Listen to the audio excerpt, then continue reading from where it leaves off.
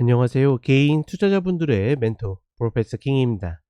자, 오늘 일요일 10시 또 저와 함께 기관차 힘차게 출발해 보도록 하겠습니다. 자, 일단 뭐 미국 시장은 전체적으로 봤을 때 이미 매도를 했다라고 그러면 뭐 지금의 상승 그렇게 재미없습니다. 그러니까 늘 이야기 드리지만 미국 시장이 분명 투자적 관점의 시장으로 이런 상승이 나올 수 있다라는 것은 굉장히 긍정적이라고 생각을 합니다. 다만 이제 늘 그렇다시피 내가 얘네들을 열심히 모아가든 뭐 아니면 단통으로 매수하든 내가 결국 매도를 해야지 그 이익을 실현을 해야지 그게 내게 되거든요. 근데 이런 시장들의 특징 중에 하나가 계속 그 미련을 가지고 질질 끌고 가는 경향들이 굉장히 큽니다. 그렇다 보니까 어떻게 보면 박스에 갇힌 한국 시장보다 얘네들이 훨씬 더 낫다라는 그런 어떤 상대적인 호감 뭐 이런 것들을 가지고 옮겨가시는 분들이 있는데, 사실 이쪽으로 오셔도 고민은 똑같아요. 결국은 내가 어디에서 나올 것인가. 대표적으로 우리 시장도 이렇게 쭉 상승하는 시기들이 있거든요. 최근에는 당연히 코로나 이후에 쭉 해가지고 신고가를 갔었던 구간이고, 그 다음에 그 이전에 이 흐름이 가장 잘 나왔던 게 이제 2008년부터 뭐 11년, 13년 뭐 이 구간까지, 그때 이제 뭐 펀드나 이런 것들이 많이 또 유행을 했었고, 네. 그런데 그때 당시에 들어와 계신 분들이 결국은 나중에 물리게 됩니다. 그러니까 미국 시장은 그나마 나은 것이 우량주를 잡았을 때 물려도 다시 올라온다라는 그런 어떤 역사적인 통계들이 있기 때문에 버티는데, 어찌 됐거나 중요한 거는 지금 자리에서는 단통이든 이제 모아가는 거든 들어가기는 만만치 않다라고 보고 있고, 과연 이제 미국 시장은 절대로 조정 없이 계속 갈 것인가? 그 테슬라도 대표적인 경우죠. 물론 이제 좀 더 안정권에 들어선 종목들은 그러기에는 조금 만만치 않겠지만, 결국은 파동은 나온다라는 거, 그냥 한쪽 방향으로 계속 갈 수만은 없다. 이런 점을 좀 같이 인지를 하시고 가시는 것이 좋지 않을까. 왜냐하면 계속 조급함을 가지고 시장을 보실 수 있는 분들이 있기 때문에 이런 이야기를 드리는 거고, 뭐 오늘 같은 경우에는 전체적으로 지수랑 이제 ETF랑 그 다음에 또 매수를 할 만한 위치에 와 있는 종목들 이제 몇 개를 이야기 드리겠지만, 조금만 잘 들여다봐도 생각보다 할 거 많습니다. 그리고 반드시 투자적 관점으로만 접근하지 않아도 지금 정도의 위치에서는, 즉 신고가의 위치에서는 꼭 그렇게 저는 이제 와서 모아간다라는 개념보다는, 만약에 그렇게 가더라도 비중을 좀 낮게 가져가고 적당히 수익을 담보하고 좀 매매를 병행하시면서 다시 이제 또다시 좋은 기회들이 분명히 오거든요. 그때 갔을 때 좀 더 과감하시라, 이렇게 이야기를 좀 드려보고 싶습니다. 자, 오늘은 뭐 앞설보다는 전체적으로 지수랑 이제 몇몇 매수할 만한 종목들, 그리고 최근에 제가 매수 쪽 관점으로 이야기 드리는 테슬라나 TMF, 천연가스 이렇게 해 가지고 좀 이야기를 드려보도록 하겠습니다. 자, 먼저 나스닥입니다. 나스닥 같은 경우에는 제가 여기다 써 드렸죠. 지금 신고가가 16,212 이 구간인데, 이미 이제 작년 고점을 넘기고 이거 드렸을 때부터 이 부근은 가겠구나. 쉽게 얘기하면 저항이 지지로 바뀌었는데 이거 딛고 있는데 내가 이거 깨진다라고 뭐 생각할 이유는 전혀 없을 것 같고, 어찌됐거나 그 부근에 이제 거의 다 왔기 때문에 1% 안쪽으로 이제 오차가 생겼죠. 그렇기 때문에 뭐 이 구간에서 올라갔다 깨져도 좋고, 이게 이제 어떻게 보면 보기에는 훨씬 더 편합니다. 인정하기도 쉽고. 근데 못 미치고 빠질 때는 조금 껄떡지근한 그런 흐름들이 있는데, 중요한 거는 이런 흐름에서 제가 그 모닝 브리핑 때도 살짝 이야기 드렸죠. 이렇게 윗꼬리 음봉이 계속 반복적으로 발생을 하면, 만약에 매도를 노리시는 분들은 계속 하셔도 돼요. 저는 계속 이야기 드리죠. 이런 자리에서 매도 치는 거에 대해서는 전혀 반대하지 않습니다. 우리 신저가 만들 때 밑꼬리 양봉 나오는 거 제가 좋아한다라고 이야기 드리잖아요. 마찬가지로 신고가 구간에서 이 윗꼬리 음봉이 나왔다라는 것은 누군가가 의도적으로 매도 치거나 아니면 이제 매도 압력이 세진다라고 보시면 돼요. 다만 어떻게 됩니까? 워낙 지금 AI 테마가 세기 때문에, 그리고 지금 시가총액 상위 종목 빅6 중에 그거와 관련된 종목들이 4 종목이 있기 때문에 계속 튀어 올라가는 것뿐이지, 혹은 멱살 잡혀서 끌려 올라가는 것뿐이지, 이런 자리에서 매도 치는 거는 원래 가능하다. 그러다가 이제 그러니까 따라가진 마시고 하다가 살짝 잘리고 하다가 살짝 잘리다가 그러다가 이제 완전히 고점을 잡아내는 거거든요. 그런 방식의 매매는 저는 그렇게 반대하지는 않습니다. 다만 일반 그냥 개인 투자자분들이 인버스나 굿버스에 이제 목매기 시작하면 매매 자체가 완전히 꼬여 버리거나 이 습관이나 성향들이 바뀌는 경우들이 있어요. 근데 좋게 바뀌느냐? 그렇지 않거든요. 그렇다 보니까 별로 권하지 않는 것뿐이지, 얘를 노리고 있다라고 그러면 계속 반복적으로 하는 것 자체는 나쁘지 않다. 어찌 됐거나 지금 얘네들이 이렇게 반복적으로 발생하는 것만 봐도 사실 우리가 계속 올라가는 것들만 눈에 밟히고 보여서 그렇지, 얘네들도 지금 어떻게 된다? 점점 헉헉거리고 있다. 이렇게 보시면 되겠고, 제가 윗꼬리와 윗꼬리에 대한 얘기를 드렸는데, 이런 식으로 윗꼬리 양봉이 남았을 때 그 다음날 음봉 맞거나 얘네들이 시가를 깨고 내려가면 다시 하락이 나오는 거였어요. 근데 갭 상승해 가지고 어떻게 됩니까? 예. 종가를 지켜내 가지고 밑꼬리를 만들다 보니까 '아 아니구나.'라고 인정하는 것뿐이지, 이런 패턴들이 긍정적인 패턴은 아니다. 재밌는 거는 하나 보시게 되면, 예. 자 보세요.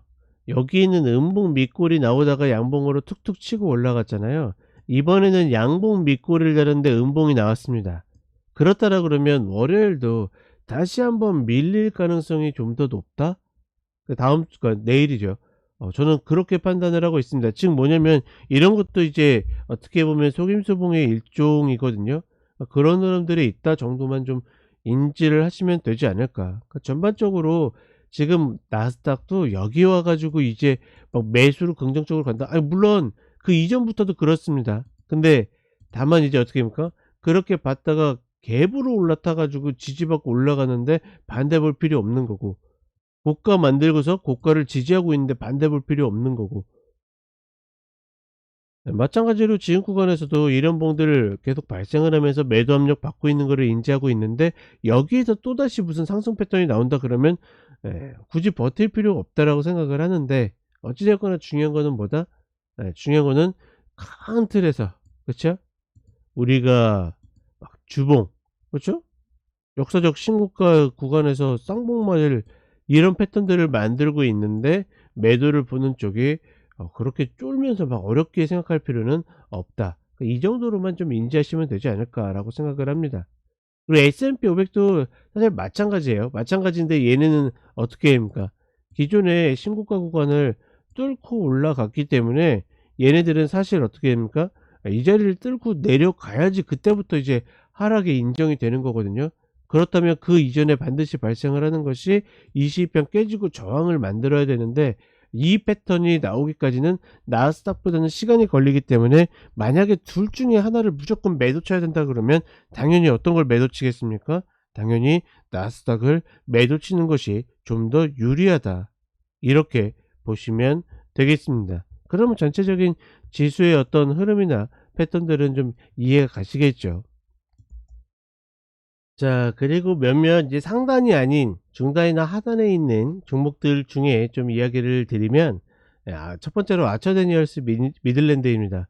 본 종목은 일단은 재밌는 게, 이 자리에서 제가 이 차트를 한번 보여드렸었는데, 이 자리에서 저희가 분이 매수에 대한 이야기를 했는데, 일단 뭐 딛는 흐름이 나왔으면 좋겠다고 했는데 바로 이런 악재가 터지면서 이런 흐름을 보여줬죠. 근데 지금의 자리가, 주봉으로 보면 이런 흐름입니다. 이제 상승 추세를 보였다가 결국 꺾여서 내려왔는데, 월봉으로 보게 되면 조금 더 이 흐름들이 명확하게 보이거든요. 그러니까 요런 이전에 파동에서, 그 이전에 횡보 파동에서 박스를 만들었었던 자리에 상단을 딛는 자리입니다. 그렇다라 그러면 굉장히 단순하게 보면 뭐냐면, 말 그대로 저항이 어떻게 됩니까? 지지로 바뀌어 있는 상태에서 지지가 맞다라고 하면 이 자리 딛고 반등인 거고, 만약에 깨면 어떻게 다시 이 하단 자리로 내려오겠죠. 그렇다라 그러면 본 종목을 노리는 쪽 입장에서는 그 명확한 타점에 대한 이야기를 하기보다는 굉장히 좀 굵게 50불 라인 이탈 컷으로 매수를 들어간다라 그러면, 만약에 본 종목이 회복할 수 있는 기력이 있다라 그러면 다시 여기에서 70불 라인으로 차곡차곡 올라가는 거고, 그렇지 않다라 그러면 짧게 어떻게 합니까? 이 자리 끊어내고서 다시 30불 라인을 간다, 이렇게 보시면 되겠습니다. 자, 그 다음에 알버말입니다. 알버말은 뭐 들어보신 분들은 들어보셨겠지만 그 리튬 채굴 업체입니다. 예, 우리 이차전지 좋아하시는 분들은, 글쎄요, 사실은 이게 한국 시장 다음으로 어디를 보냐면 이제 중국을 많이 보기 때문에 모르시는 분들도 있을 텐데, 이제 알버말 리튬 채굴 업체이고, 일단 100불 라인은 지지될 가능성이 굉장히 높은 구간입니다.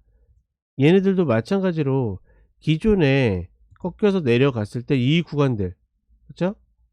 이 구간들이 계속 지지가 됐던 자리고, 지금 요 자리를 이렇게 딱 닿지 못해 가지고 조금은 애매한 감이 있는데, 굵게 보면 이 자리 이탈하지 않는 이상 다시 매수해서 170불 라인 이상을 바라보는, 중기적으로는 그런 전략이 가능하고, 단기적으로도 그 자리의 컷이 너무 길게 느껴지신다라 그러면, 지금 이 108불 라인이 헤드로 만들어지고 여길 딛고 있는 거거든요.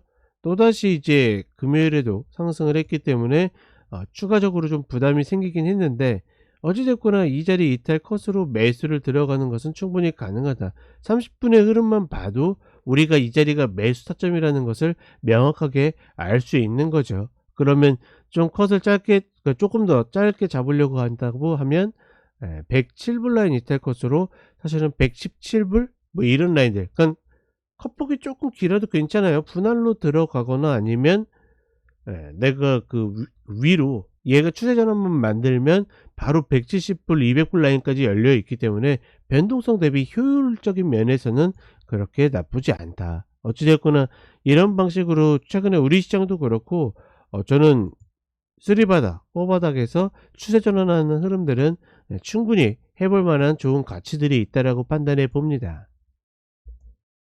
자, 그 다음에 달러 제너럴입니다. 본 종목도 금요일날 올라갔네요. 제가 이 종목들을 컨택할 때 이제 그 목요일날 장을 마치고서 컨택을 해 놨는데, 나름 또 시그널 시스템의 흐름들을 좀 빌렸습니다. 근데 본 종목이 일단은 이렇게 올라와 버려서 사실은 추격하기는 조금 애매해져 버리긴 했는데, 이 140불 라인이 지난 개파락 이후에 계속 저항받던 라인이었어요. 그렇기 때문에 이 일목짜리 밑쪽으로만 깨지지 않는다라 그러면 다시 이 갭을 최소한 메우러 150불 라인 이상으로 올라갈 거기 때문에, 이 구간은 어느 정도 리스크 대비해서, 폭이 크진 않지만 리스크 대비해서 좀 효율적인 구간이라고 봤는데, 사실 이렇게 갭이 떠버리면 조금은 추격하기는 만만치 않겠죠. 왜냐면 컷폭 대비 먹을 수 있는 구간이 줄어들었기 때문에 조금 애매해졌다. 다만 다시 눌리게 된다라 그러면 저는 135불 이 라인 아래에서는 다시 한번 150불 라인 위로 올라갈 수 있는, 혹은 이 갭을 메울 수 있는, 이게 어떻게 보면 미국 시장의 종목들의 특징 중에 하나거든요. 그러니까 저렇게 악재가 발생해서 갭이 만들어져도 회사의 영속성만 유지된다라 그러면 다시 올라오는 경우들이 훨씬 더 많습니다. 그렇다 보니까 저런 구간을 충분히 노릴 수 있다 정도, 그냥 그렇게 인지하시는 게 조금 더 나아 보입니다. 자, 그 다음에 테슬라입니다. 테슬라는 뭐 그쵸? 정확하죠. 180불 이 마디를 딛는 흐름에 대해서 이야기 드렸고, 중기든 단기든 장기든 분할이든 단통이든 이 구간에서는 잡아야 된다라고 이야기 드렸고, 이 자리를 쌍바닥 기점으로 혹은 살짝 역회된 숄더 기점으로 해서 반등을 하고 있습니다. 지금 이 발생한 갭은 메워야 될 갭은 아닙니다. 근데 그럼에도 불구하고 중요한 이유는, 어떤 악재나 아니면 어떤 외부적인 그 요인이 발생을 했을 때 얘를 메울 수 있다라는 것은 결국은 수급이 어떤 흐름도 만회를 할 수 있다라는 증거가 되기 때문에, 이런 갭을 메우는 것은 기술적으로 굉장히 중요하다. 따라서 지금 잡고 계신 분들은 사실 추격은 잘 모르겠습니다. 이 갭을 메워 가지고 올랐다면 120변까지 가는 거고, 그렇지 않으면 다시 어떻게 맞고 또다시 180불 라인으로 내려올 가능성이 높다. 여기에서 저 자리에서 그러면 수익 담보해야 돼요? 아니면 뭐 다 매도해야 됩니까?"라고 물어보면 그거는 완벽히 개인의 성향이라고 생각합니다. 저는 이런 자리들 당연히 수익 담보하고 가거든요. 3분의 1 정도. 왜냐면 다시 120 평짜리는 올 거라고 보고 있거든요. 근데 이번에 갈 건지 다음에 갈 건지 알 수 없어서 그런 것뿐이지 확률이지 이게 100% 겠습니까? 그쵸? 네. 기술적 분석에 아직도 막 그런 식으로 이 이분법적 잣대를 가지고 들이대면 곤란합니다. 확률에 대한 이야기인 거지 단통에 대한 그런 이야기는 아니다. 그 100%에 대한 이야기는 아니다. 다시 한번 인지를 하셔야 되고 어찌 됐거나 중요한 거는 이 구간에서 다시 올라가느냐 마느냐 그게 뭐 106 불 107불 라인을 맞고 떨어지는지 밟고 올라가는지가 중요한 어떤 단기 변곡이 될 가능성이 높습니다. 제가 뭐 이 정도로만 이야기 드려도 어마무시한 힌트가 되겠죠. 사실 제 방송 꾸준히 보고 있는데 아직도 뭐 테슬라 같이 그러니까 어떻게 보면 좀 쉬운 종목 좀 거슬리게 들리시는 분들이 있을 수 있겠지만 이런 종목들을 헤매고 있다라 그러면 그러니깐 안 들으신 분들은 헤맬 수 있겠죠. 근데 들었는데 헤매고 있다라 그러면 자신의 성향이나 매매 방법이나 패턴에 대해서 고민을 해 보실 필요가 있다. 왜냐하면 보이는 걸 보이는 대로 믿지 않고 그냥 어차피 내 맘대로 할 거면 애쓸 이유가 없다라는 거죠. 저는 그렇게 생각을 해 봅니다. 자, 그다음에 TMF입니다. TMF도 계속 이야기 드리죠. 이미 지난 10월에 우리 시장도 막 폭락하고 이랬을 때도 이야기 드렸던 것이 시장 정말 싫고 지긋지긋하면 이쪽으로 다 몰빵 가도 된다.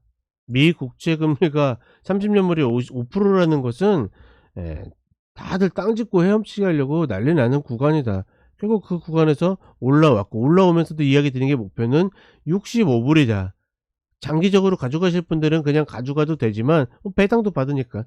그렇지 않은 분들은 어떻게 나와야 된다. 이야기를 드렸고. 그쵸? 그리고 나서 다시 어디서 잡는다? 55 불에서 잡는다. 잡았고 다시 어딜 본다? 65불 본다 했는데 63 불까지만 치고 빠졌죠. 저거를 요령 있게 내가 분할 매도하셨던 분들은 어떻게 다시 밑에서 들어가면 되는 거고 그렇지 않고 못하신 분들도 상관없다. 55불 라인 아래에서는 물려도 괜찮은 라인입니다. 상관없어요. 물려 있으면 어떻게 됩니까? 그냥 배당받으면서 기다리시면 돼요.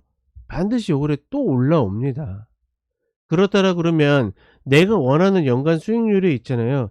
얘가 55 불에서 65 불만 잡아도 18% 정도 되거든요. 그러면 뭐 세금 내고 뭐 하고 한다 그러면 한 15%로 칩시다.